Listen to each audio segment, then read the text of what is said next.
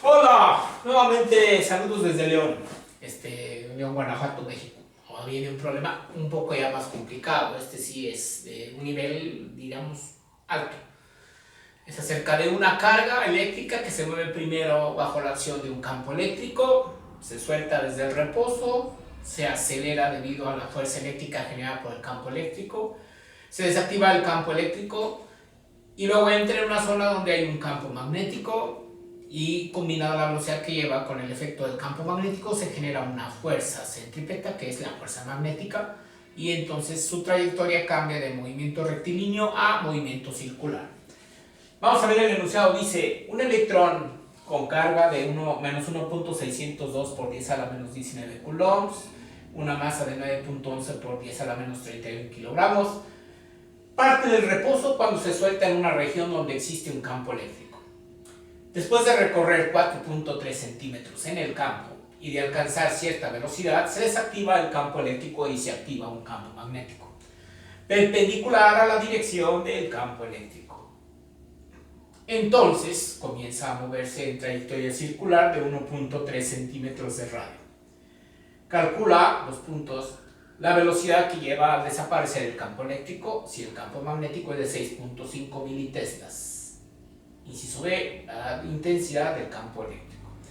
Entonces aquí está el campo eléctrico, aquí tiene una intensidad, voy a poner por comodidad la placa, no la placa porque no saben que son placas, sino está dirigida de izquierda a derecha. Aquí sería el alto potencial del lado izquierdo y el bajo potencial del lado derecho.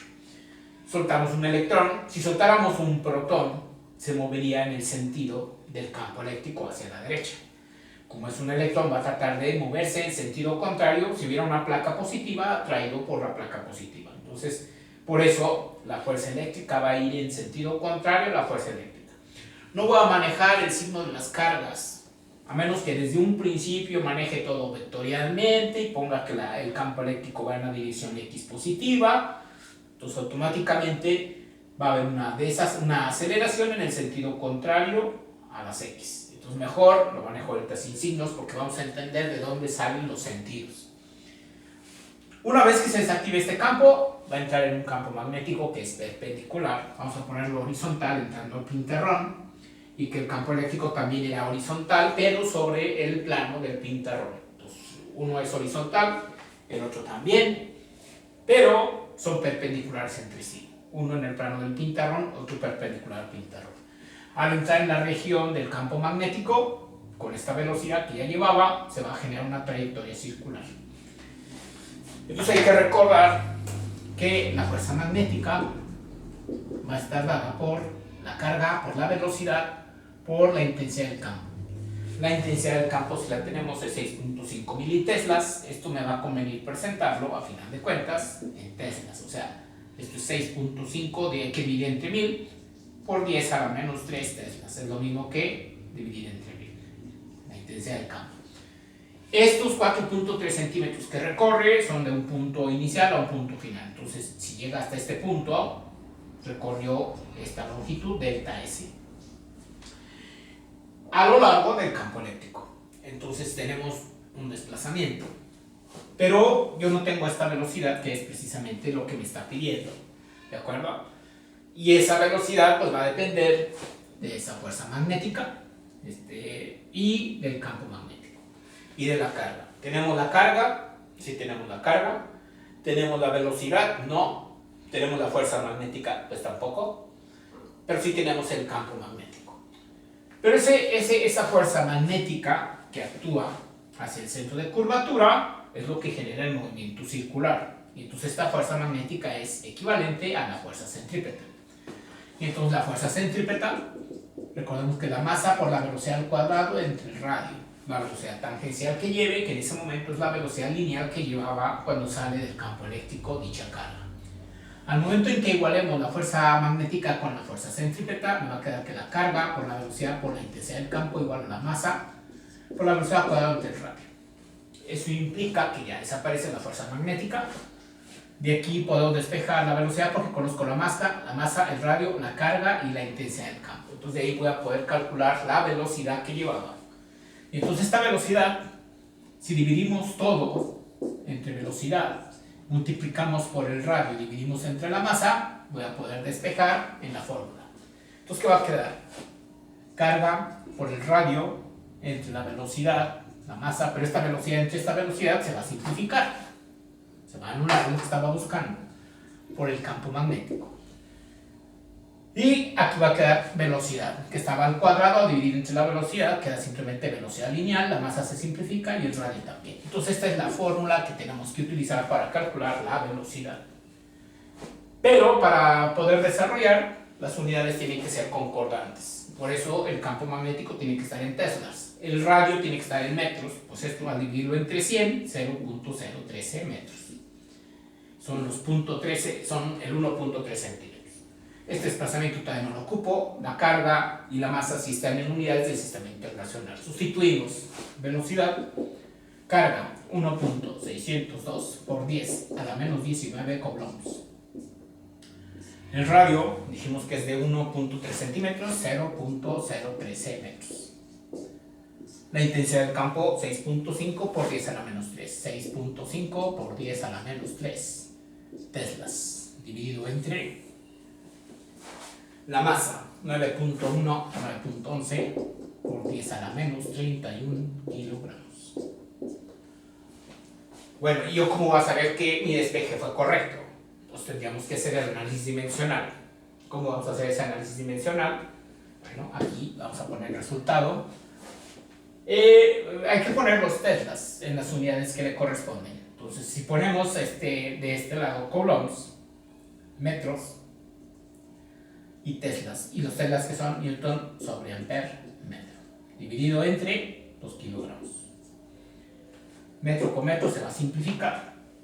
Entonces, por la ley de la herradura, esto está sobre 1, va a ser 1 por coulomb por newton sobre ampere, kilogramo. Pero el coulomb, el nivel ampere es coulomb sobre segundo, coulomb, y el newton es kilogramo metro sobre segundo cuadrado, dividido entre coulomb sobre segundo, que son los ampere, y kilogramo. Kilogramo con kilogramo se nos va, coulomb con coulomb se va, y por la ley de la herradura va a quedar metro segundo sobre segundos cuadrados. Y esto va a quedar simplemente metro sobre segundo. Entonces las unidades son concordantes, ya nomás hay que aplicar la versión 1.602 exponente menos 19 por punto 013 por 6.5 exponente menos 3 entre, habrá un paréntesis, nada más 9.11 exponente menos 31. Y esto me da 1.486 por 10 a la 3 y 3, 6 a la 7 por 10 a la 7 metros sobre segundo. Pues ya está el inciso A, esa es la velocidad que llevaba el electrón cuando entró y luego empieza a generar la trayectoria circular. ¿Y cómo va a calcular la intensidad del campo? Bueno, pues podemos aplicar conservación de la energía. Yo sé que el cambio de energía entre dos puntos es igual al trabajo. Originalmente no tenía velocidad, entonces adquiere velocidad conforme va avanzando, entonces adquiere energía cinética, no hay cambio de energía potencial gravitacional, y entonces podemos decir que un medio de la masa por la velocidad al cuadrado va a ser igual al trabajo que desarrolla el campo eléctrico. El campo eléctrico tiene una intensidad E, se multiplica por la carga y esto nos da la fuerza que genera el campo eléctrico y lo multiplico por el desplazamiento. Entonces de aquí hay que despejar el campo eléctrico. El campo eléctrico, ¿cómo va a quedar? Masa por velocidad al cuadrado dividido entre dos veces la carga y el desplazamiento que realizó la carga precisamente. Vamos a sustituir cuánto nos daría esto.